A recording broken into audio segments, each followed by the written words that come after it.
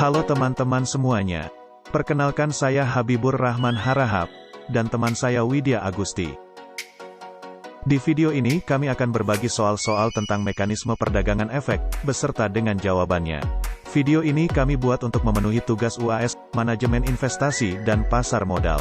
Semoga video ini bermanfaat dan menambah wawasan teman-teman semua.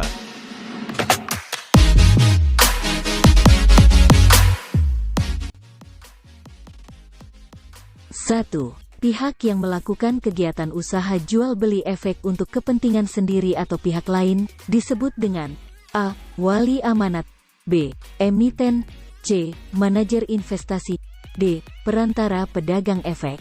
2. Perdagangan efek setelah melewati tahap penawaran umum pada pasar perdana atau lebih dikenal dengan IPO, Initial Public Offering, disebut A. Perdagangan pasar perdana, B. Perdagangan pasar sekunder, C. Perdagangan pasar reguler, D. Perdagangan pasar negosiasi. 3. Suatu kegiatan penawaran saham yang dilakukan oleh emiten, perusahaan yang go public, kepada masyarakat atau para pemodal berdasarkan tata cara yang diatur oleh UU Pasar Modal serta Peraturan Bapepam LK No IX, A. 2 disebut A. Penawaran umum, go public, B. Afiliasi, C. Brokerage firm, D. Over the counter. 4. Manfaat dari go public, kecuali A. Memperoleh sumber pendanaan baru, B. Peningkatan kemampuan going concern, C. Meningkatkan nilai perusahaan, D. Berbagi kepemilikan. 5. Konsekuensi dari go public adalah A. Peningkatan kemampuan going concern, B. Melakukan merger atau akuisisi perusahaan lain dengan pembiayaan melalui penerbitan saham baru, C. Mematuhi peraturan pasar modal yang berlaku, D. Memberikan competitive advantage untuk pengembangan usaha. 6. Pihak yang terlibat dalam penawaran umum saham. A. Emiten, penjamin emisi, B. Akuntan publik atau auditor independen, penilai, C. Konsultan hukum, notaris, D. Semua benar. 7. Perusahaan efek yang menjembatani calon emiten dengan pasar modal disebut A. Penjamin emisi, B. Emiten, C. Konsultan hukum, D. Notaris. 8. Kegiatan penjamin emisi antara lain adalah A. Membantu menyiapkan prospektus dan memberikan penjaminan atas penerbitan saham, B. Membuat akta-akta perubahan anggaran dasar, C. Membuat akta perjanjian-perjanjian dalam rangka penawaran umum, D. Melakukan penilaian terhadap aktiva tetap perusahaan. 9. Pihak yang berperan dalam melakukan audit atau pemeriksaan atas laporan keuangan calon emiten disebut dengan A. Penilai, B. Akuntan publik atau auditor independen, C. Konsultan hukum, D. Notaris. 10. Perusahaan publik memiliki modal disetor sekurang-kurangnya. A. 1 miliar rupiah, B. 2 miliar rupiah, C. 3 miliar rupiah, D. 4 miliar rupiah. 11. Pedoman umum yang mensyaratkan emiten, perusahaan publik, dan pihak lain yang tunduk pada undang-undang ini untuk menginformasikan kepada masyarakat dalam waktu yang tepat seluruh informasi material mengenai usahanya atau efeknya yang dapat berpengaruh terhadap keputusan pemodal terhadap efek dimaksud dan atau harga dari efek disebut A. Prospektus, B. Indenture, C. Prinsip keterbukaan, D. Afiliasi. 12. Setiap informasi tertulis sehubungan dengan penawaran umum dengan tujuan agar pihak lain membeli efek disebut dengan A. Annual Report, B. Indenture, C. Debenture, D. Prospektus. 13. Prospektus ringkas dan dokumen pendukung termasuk ke dalam proses penawaran umum pada bagian A. Persiapan, B. Pendaftaran, C. Penawaran, D. Pencatatan. 14. Syarat pencatatan saham adalah A. Badan hukum calon perusahaan tercatat berbentuk perseroan terbatas atau PT, B. Memiliki komisaris independen sekurang-kurangnya 30% dari jajaran anggota Dewan Komisaris, memiliki direktur tidak terafiliasi, memiliki komite audit atau menyampaikan pernyataan untuk membentuk komite audit paling lambat 6 bulan setelah tercatat, memiliki sekretaris perusahaan. C. Nilai nominal saham sekurang-kurangnya Rp100. D. Semua benar. 15. Efek selain saham yang dapat dicatatkan di BI dapat berupa A. Kontrak berjangka, B. Sertifikat Penitipan Efek Indonesia atau SPEI, C. Tanda bukti hutang, D. Obligasi. 16. Beberapa persyaratan pencatatan SPEI adalah sebagai berikut. A.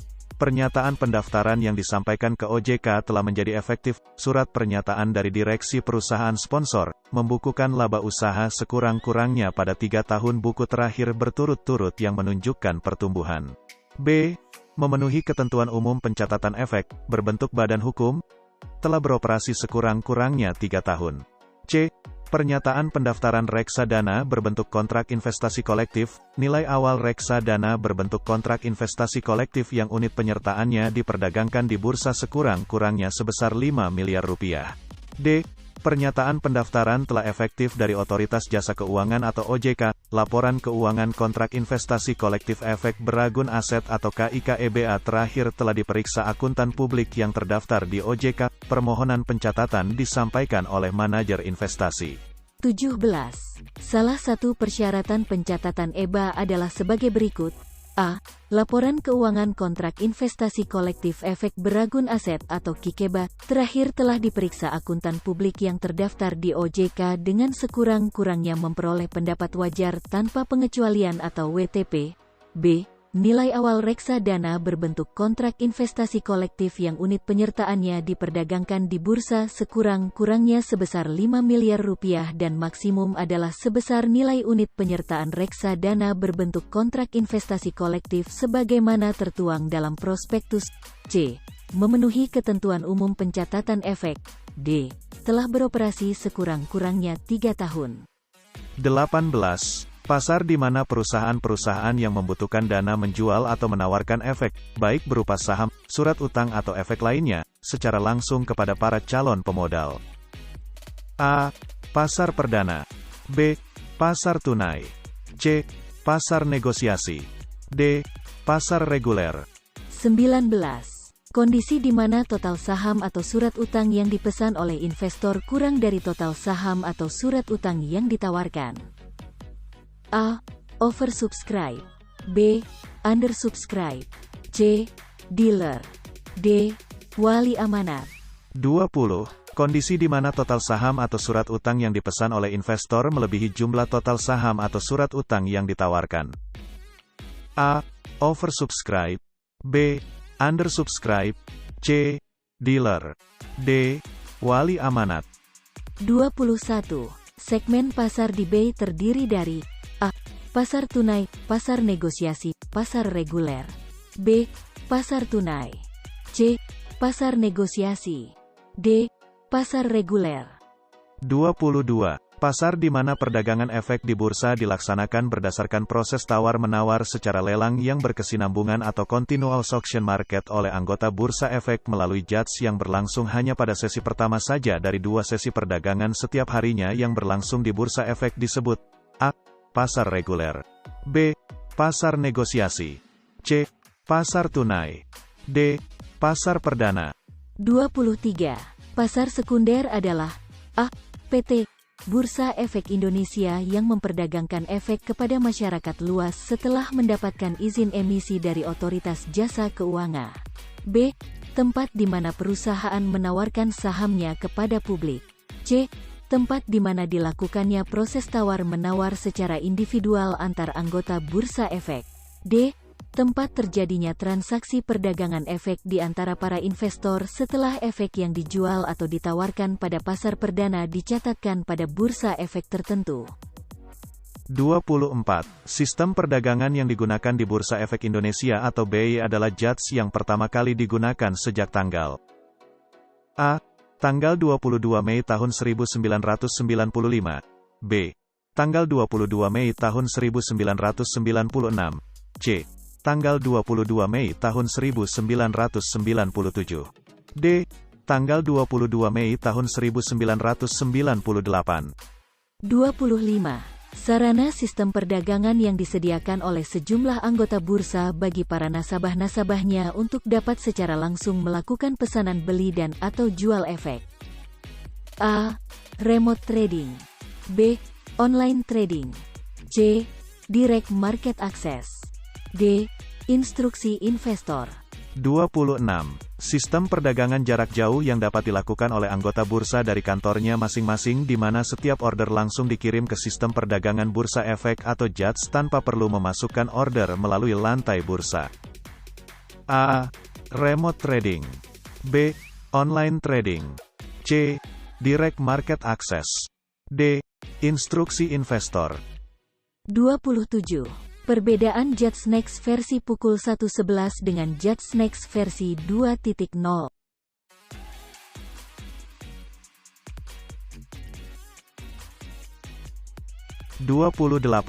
Transaksi pembelian efek untuk kepentingan nasabah yang dibiayai oleh perusahaan efek disebut A. Transaksi margin. B. Short selling. C. Auto rejection. D. Waran. 29. Kriteria untuk transaksi saham margin dan short selling saat ini adalah sebagai berikut. A. Per tidak lebih 5x. B. Kapitalisasi saham dengan kepemilikan di bawah 3% dari jumlah saham tercatat lebih besar dari 1 triliun rupiah berdasarkan data akhir bulan dalam periode data review. C. Jumlah pemegang saham sekurang-kurangnya 600 pemegang saham berdasarkan data akhir bulan selama periode data review. D. Khusus untuk transaksi short selling total saham dengan kepemilikan di bawah dari jumlah saham tercatat minimal 25%. 30. Dalam rangka menjaga terlaksananya perdagangan efek yang teratur, wajar dan efisien, bursa dapat melakukan penghentian sementara pelaksanaan perdagangan efek di bursa, dalam hal A. Permasalahan teknis pada JATS dan atau sistem remote trading. B. Terjadinya permasalahan teknis pada sistem clearing. C. Bencana. D. Semua benar. 31. Pihak yang berdasarkan kontrak dengan emiten melaksanakan pencatatan pemilikan efek dan pembagian hak yang berkaitan dengan efek disebut A. Biro Administrasi Efek. B. Wali amanat. C. Manajer investasi. D. Bank kustodian. 32. Lembaga penunjang pasar modal yang berfungsi sebagai pihak yang dipercaya untuk mewakili kepentingan seluruh investor obligasi. A. Penjamin emisi. B. Biro Administrasi Efek. C. Wali amanat. D. Manajer investasi. 33. Aktivitas JATS melakukan proses pembentukan harga penutupan dan memperjumpakan penawaran jual dengan permintaan beli pada harga penutupan berdasarkan price dan time priority terjadi pada sesi A. Sesi pre-opening. B. Sesi perdagangan sesi I dan 2. C. Pre-closing. D. Post-closing. 34. Berdasarkan keputusan PT B 00023, B. 042016 tentang perubahan fraksi harga yang mulai berlaku sejak tanggal 2 Mei tahun 2016, menyatakan bahwa fraksi harga Rp5 dengan perubahan maksimal Rp50 dalam setiap kali tawaran berlaku untuk saham dengan rentang harga A. Di bawah Rp1.000, B. Mulai dari Rp2.000 sampai Rp5.000, C. Mulai dari Rp5.000 sampai selebihnya, D. Mulai dari Rp500 sampai Rp2.000. 35. Perdagangan di pasar reguler dan pasar tunai harus dalam satuan perdagangan atau round lot efek atau kelipatannya, yaitu A. 50 efek. B. 100 efek. C. 150 efek. D. 200 efek. 36. Batasan auto rejection yang berlaku saat ini adalah sebagai berikut, kecuali A. Harga penawaran jual atau penawaran beli saham lebih kecil dari Rp50. B. Harga penawaran jual atau penawaran beli saham lebih dari 35%, di atas dan lebih dari 10%, di bawah acuan harga untuk saham dengan rentang harga Rp50 sampai dengan dari Rp200. C. Harga penawaran jual atau penawaran beli saham lebih dari 20%, di atas dan lebih dari 10%, di bawah acuan harga untuk saham dengan rentang harga di atas Rp5.000. D. Harga penawaran jual atau penawaran beli saham lebih dari 15%, di atas dan lebih dari 10%, di bawah acuan harga untuk saham dengan rentang harga Rp200 sampai dengan dari Rp5.000. 37. Auto rejection di atas diberlakukan sejak tanggal 25 Agustus tahun 2015 sesuai dengan keputusan Direksi Bursa Efek Indonesia nomor A. Nomor Cap 00096-B-08-2005. B. Nomor Cap 00095-B-08-2005. C. Nomor Cap 00094-B-08-2005. D. Nomor Cap 00093-B-08-2005. 38. Untuk biaya transaksi jasa clearing penjaminan efek Indonesia adalah sebesar A. 0,010%, B. 0,009%, C. 0,008%, D. 0,007%. 39. Untuk biaya transaksi settlement kepada KSCI adalah sebesar A. 0,005%, B. 0,004%, C. 0,003%, D. 0,002%. 40. Efek tidak dijamin adalah efek yang ditetapkan oleh Bursa Efek dan lembaga clearing dan penjaminan berdasarkan persyaratan tertentu yang penyelesaian transaksinya tidak dijamin sebagaimana diatur dalam A. Pasal 1 Angka 11 Peraturan Otoritas Jasa Keuangan Nomor 26, POJK, 04/2014. B. Pasal 1 Angka 11 Peraturan Otoritas Jasa Keuangan Nomor 26, POJK, 05/2014. C. Pasal 1 Angka 11 Peraturan Otoritas Jasa Keuangan Nomor 26, POJK, 06/2014. D. Pasal 1 Angka 11 Peraturan Otoritas Jasa Keuangan Nomor 26, POJK, 07/2014.